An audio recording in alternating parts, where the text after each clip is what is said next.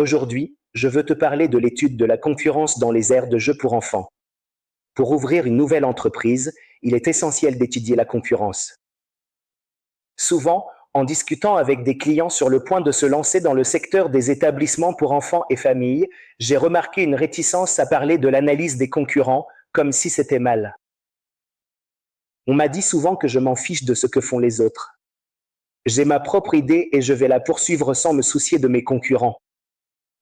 Grosse erreur. Arrête de te prendre la tête en pensant que l'analyse concurrentielle est déloyale. La première étape pour tout entrepreneur est d'étudier la concurrence. Cela fait partie de l'analyse de marché, donc pas de tricherie.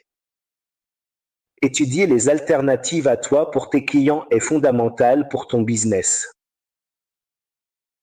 Faut absolument que tu connaisses bien ton monde et malheureusement, les concurrents en font partie. C'est de là que tu dois partir.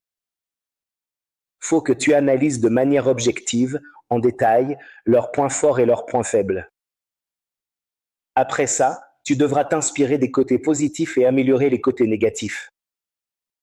En faisant ça, tu auras tout de suite des objectifs à atteindre pour offrir à tes clients un service quasi parfait. Ne juge pas le local de mon concurrent sans raison, juste à cause de la concurrence. Essaie de rester détaché, de te détacher de ta position et essaie de l'analyser comme si tu étais un client. Lorsqu'on évoque les endroits pour les enfants, quels sont les critères à prendre en compte en premier lieu? L'accueil et la gentillesse du personnel, la propreté de l'établissement, la qualité des jeux, l'état et l'entretien des jeux, la sécurité, le prix et le rapport qualité-prix. Ce ne sont que quelques idées que je pourrais te donner pour analyser ce qui est analysable de tes concurrents, toujours avec la plus grande honnêteté intellectuelle. Et je te laisse avec une citation d'un des livres de stratégie d'entreprise les plus célèbres au monde, qui s'appelle L'art de la guerre, où un philosophe qui l'a écrit disait que si tu connais ton ennemi et que tu te connais toi-même, tu ne seras en danger que dans son bataille. Si tu ne connais pas ton ennemi mais que tu te connais toi-même, tes chances de victoire sont égales à celles de la défaite.